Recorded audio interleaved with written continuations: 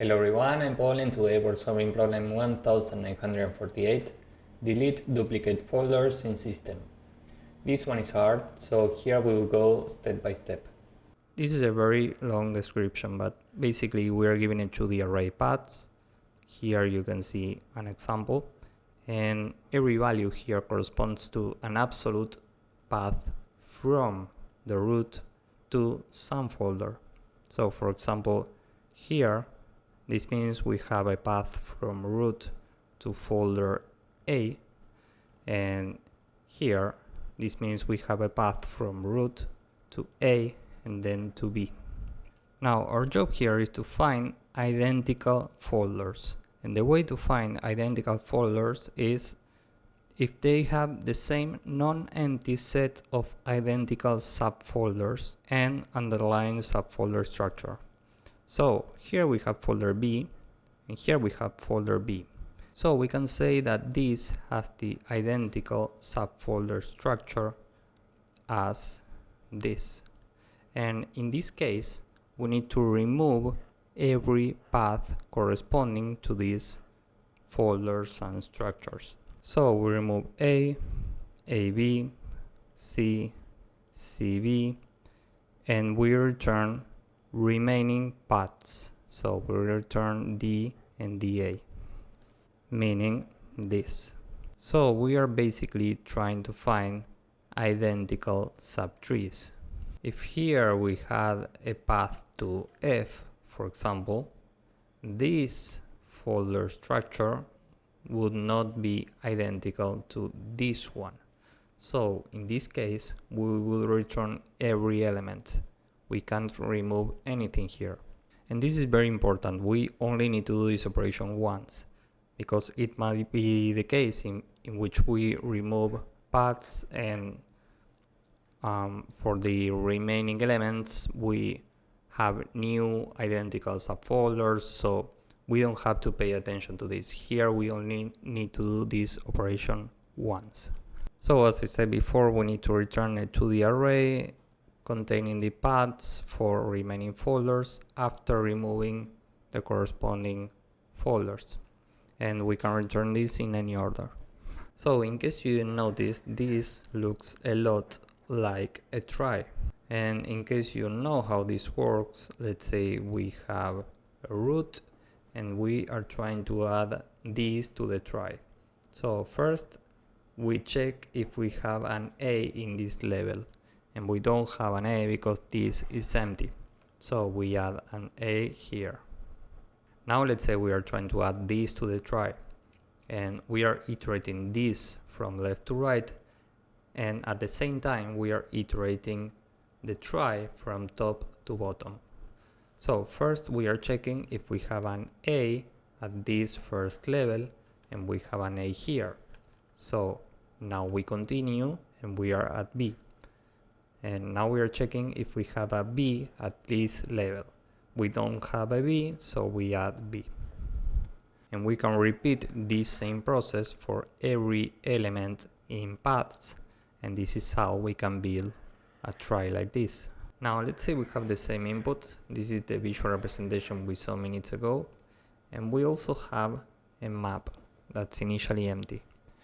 Remember, the first step was to add every path to our try. So now we have this. The next step here will be to serialize the subfolder structure at each point.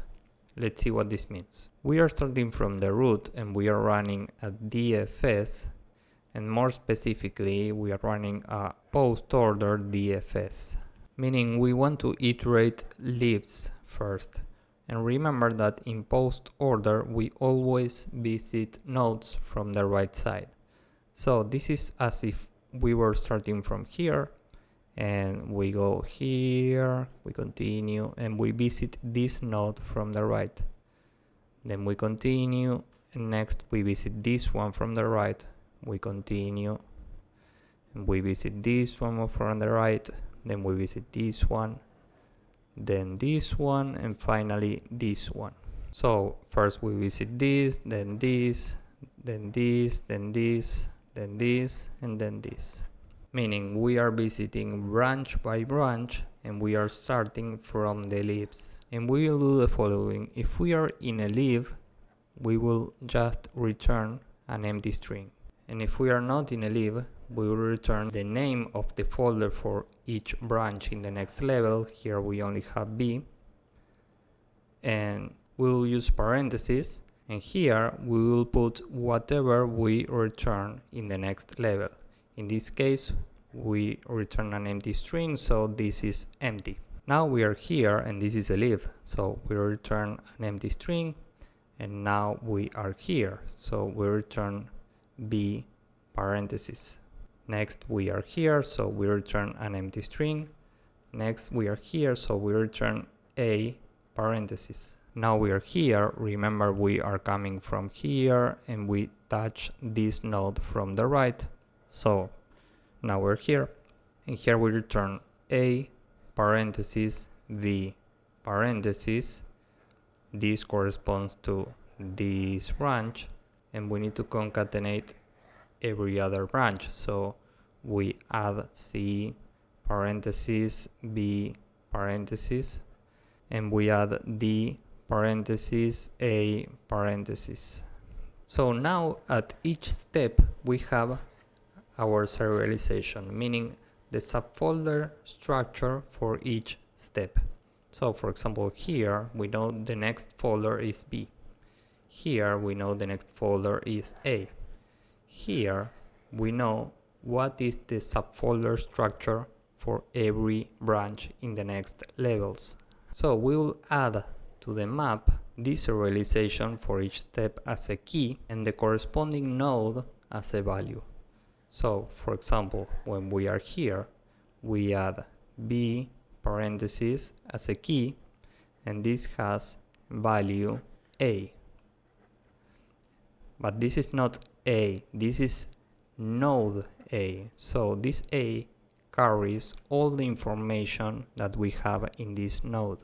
And given that we can have different nodes with the same key, we need to use an array here. So first we have this key with this node. Next we are here and we need to add a node for the same key. So we add node C. Now we have two nodes for this key. Next we are here, so we add A parentheses and we use an array which includes node D. And finally we are here, so we add all of this as a key, and the corresponding node for this will be the root. And now we can just iterate this map and check where do we have more than one node, meaning where do we have the same subfolder structure. So here at B parentheses we have node A and node C. So we know that this and this have the same subfolder structure. And remember, these are not characters, these are nodes. So if we change something here, we are changing something in the trie. So we can have a variable in node A which is delete, and this is initially false for every node. So we have delete equals false for every node in the trie initially. And now that we found two identical subfolder structures, we can just go to this node, meaning here, and change this to true, meaning now we have to remove this. And we do the same here, so we go to this node and we change this to true. Next we are here, and here we have only one node, meaning this subfolder structure is unique, so we continue. And next we are here, and here we only have one node, so this is also unique. Now this is the last part of the problem. Here we have all the information we need. We know we need to remove this structure and this structure because this is true and this is true. So we will run another DFS here, and this is a pre-ordered DFS, and this is how this works.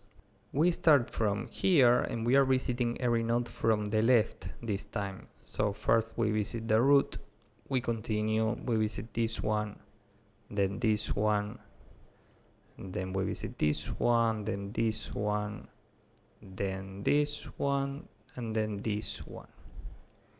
Okay, so we are visiting every branch in this order. We visit this branch first from here, then we visit this from here, then we visit this from here. And each time we are checking if this value is true or false.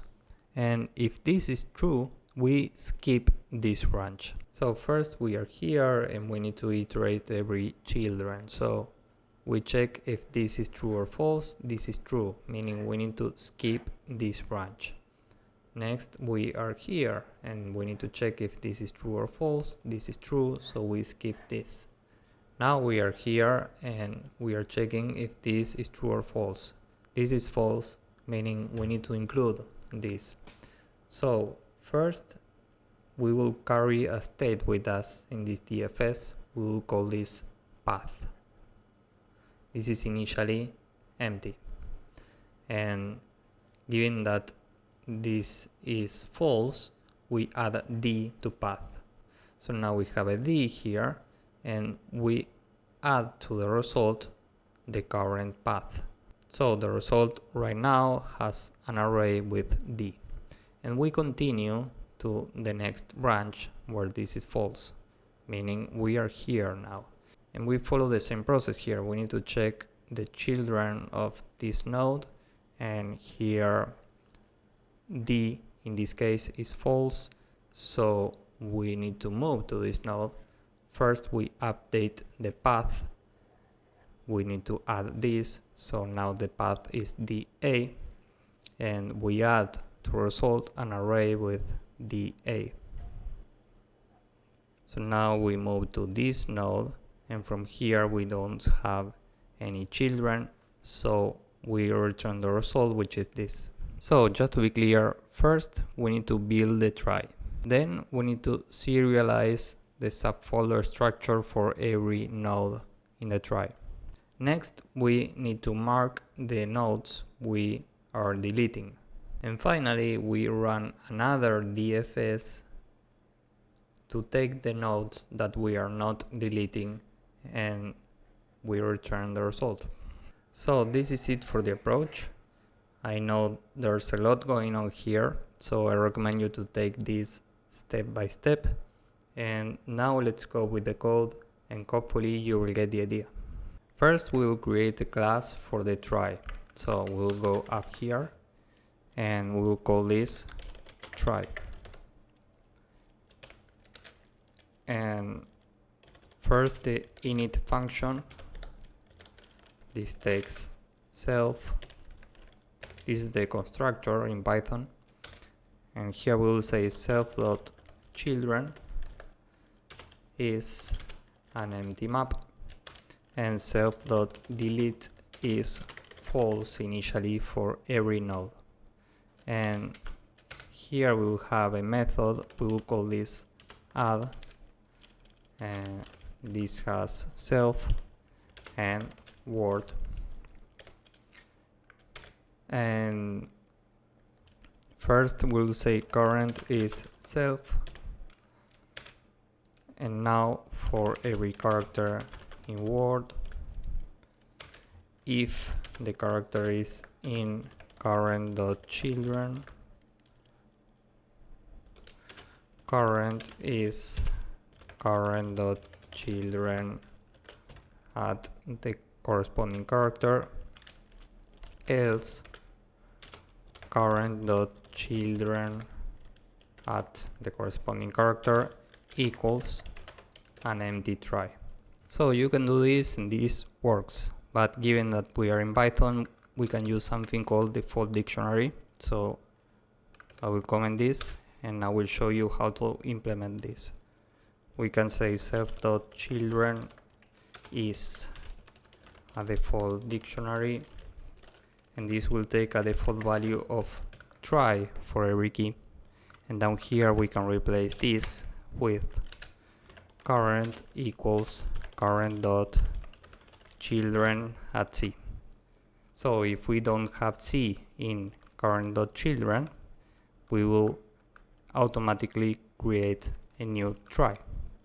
So this is the same. You can use both implementations and they both work.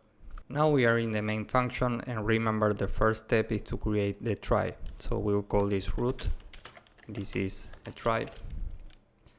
And now we can say for every path in paths, and we need to sort this to keep consistent serialization later. So we use sorted here, and for each path we say root dot add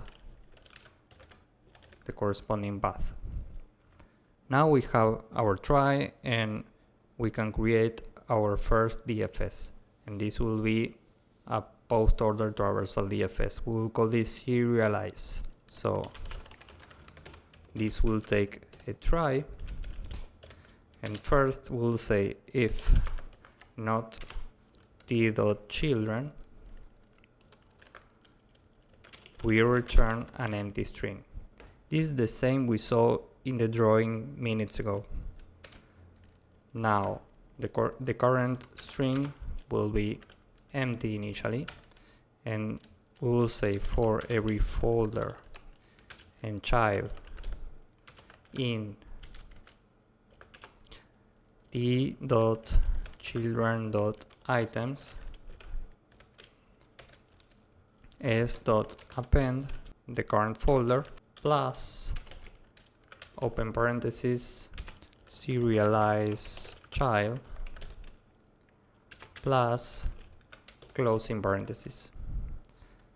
And now we can use everything in this array as a key. So we'll say key is showing s, and we will have a map which we will call scene, and scene at key. Here we need to add t, so append t. Remember, we are using nodes in the map. We are not adding the characters, we are adding nodes. We are adding this node. Finally, we return key. So now we say scene is our map, default dictionary, and this will take a default value of an array for every key, so we use the word list here.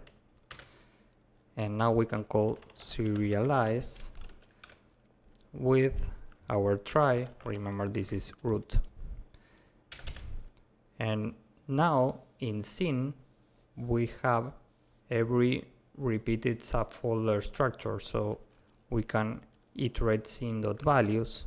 So we say for nodes in scene.values, if the length of nodes is greater or equal to 2, we iterate every node. So for node in nodes, and we need to change node.delete to true for each of these. So now we can create the second DFS, and remember, this is a pre-order traversal DFS. So we will call this DFS, and this will take a root and a path. And remember, this path is the state that we were carrying with us in the drawing a few minutes ago. And now we can iterate children. So for every folder and child in root.children.items, if we don't have to delete these children, meaning if not child.delete, we can say current is path plus folder, and this is an array and this is not an array, so we transform this into an array. Now we are concatenating this, and next we say result.append current. We are adding this to a result, and we call the fs again with child and current. And now we can say result is an empty array. We call the fs with root, our try, and an empty path initially. And finally we return the result. So this is it for the code. Now let's submit this and see if it works. Here I forgot a plus, so let's submit this again. As you can see, this works and it's very efficient. Time complexity for this will be roughly big O of n, where n is the total number of folder segments, and space complexity will be the same. So if you found this useful, please drop a like, subscribe, and see you in the next one. Bye bye.